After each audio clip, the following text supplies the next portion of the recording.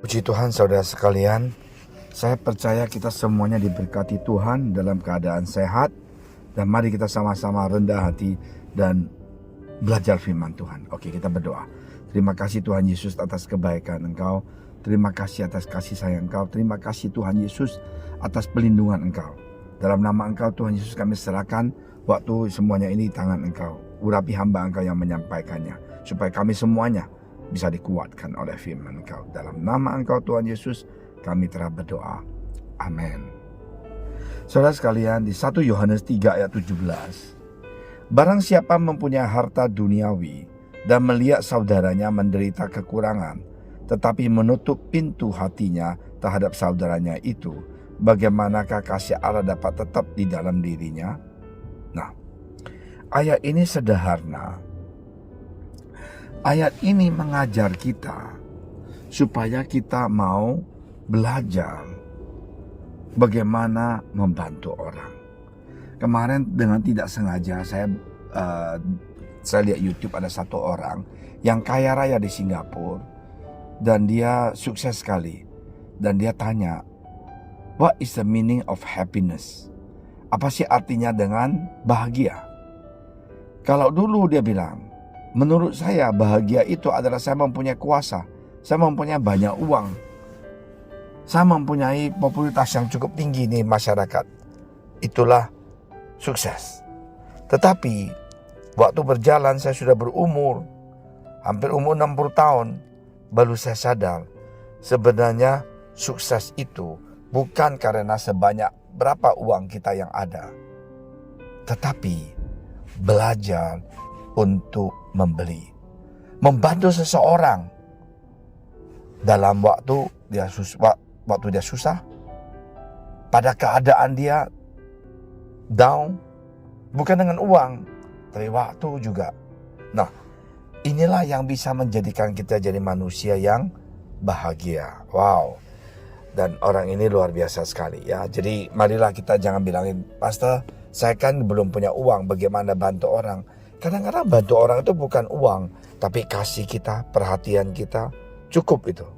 Ya. Nah, ini cerita yang benar. Paman Gober Bebek adalah karakter bebek konglomerat yang ada dalam kartun Donat Bebek. Paman dari Donat Bebek ini terkenal sangat kaya. Saking kayanya hingga ia memiliki sebuah gudang yang dipenuhi dengan uang. Jumlah uang yang dimiliki oleh Paman Gobel begitu berlimpah sampai-sampai ia bisa berenang di lautan uang. Namun Paman Gober itu dikenal memiliki satu karakter yang menonjol, yaitu sangat-sangat pelit. Uang yang ia hasilkan terus-menerus disimpan dan ditimbun ke dalam gudang uangnya. Diceritakan bahwa Paman Gober tidak hidup foya-foya dan hampir tidak pernah menggunakan uangnya untuk orang lain. Bahkan ketika keponakannya sendiri sedang kesulitan, Paman Gober tidak mau mengeluarkan sebagian kecil dari hartanya untuk membantu. Ia hanya tahu mengumpulkan harta, dan harta tersebut jarang sekali digunakan, baik untuk dirinya sendiri maupun untuk kebutuhan orang lain. Saudara sekalian, karakter Paman Gober ini harus membuat masing-masing kita berkaca. Berkat Tuhan dapat datang dalam berbagai bentuk seperti kesehatan, akal budi, lingkaran yang suportif, dan tentu saja berkat materi. Namun jangan pernah lupa bahwa segala sesuatu yang kita miliki saat ini, please, itu adalah titipan Tuhan. Please, kita harus mau sadar. Ya, kita dipercayakan untuk mengelolanya dengan bijak. Berkat materi yang Tuhan titipkan seharusnya bisa kita nikmati, tabung dan gunakan untuk membantu orang lain secara terukur. Artinya terukur itu jangan kita kelewatan, ya. Jangan ada orang memberikan semuanya harta dia dan dia tinggal di atap.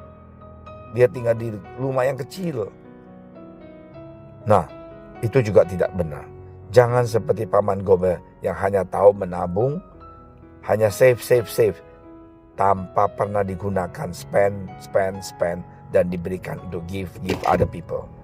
Tuhan rindu memberkati umatnya, namun kita pun perlu bertanggung jawab mengelolanya. Ya, dalam mengelola itu kita dapat menikmati, kita harus bisa spend. Tapi banyak sekali anak Tuhan ini hanya tahu spend, tidak tahu bagaimana ukur pemasukan dia, kekayaan dia, keuangan dia. Hanya mau show off ke orang lain, saya ini kaya, saya ini sukses, jadi manajer di perusahaan. Jangan overspend. You must spend but not overspend.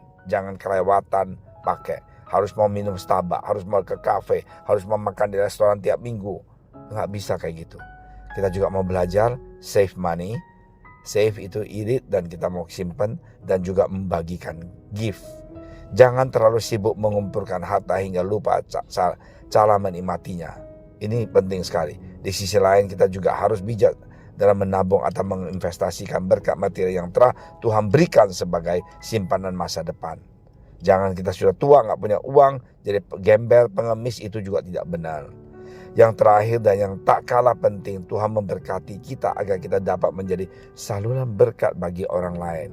Cara membuktikan bahwa kasih Allah ada dalam diri kita ialah dengan membantu sesama yang membutuhkannya. Di 1 Yohanes 3 ayat 17. Mulai sekarang, biasakanlah mengelola berkat materi yang Tuhan titipkan dengan bijak. Usahakan agar semuanya selaras antara spending, saving, and giving. Ya, may the Lord bless you. Mari kita sama-sama berdoa. Tuhan, terima kasih Tuhan atas kebaikan Engkau. Terima kasih atas Tuhan kasih sayang Engkau. Terima kasih Tuhan atas kepercayaan Engkau. Berkati kami begitu luar biasa. Biarlah Tuhan berikan kami kelinduan untuk menolong, membantu orang lain yang butuh dibantu, dan juga save dan juga spend in a good direction. Terima kasih ya Tuhan Yesus atas kebaikan Engkau. Dalam nama Engkau Tuhan Yesus kami telah berdoa. Haleluya. Amin.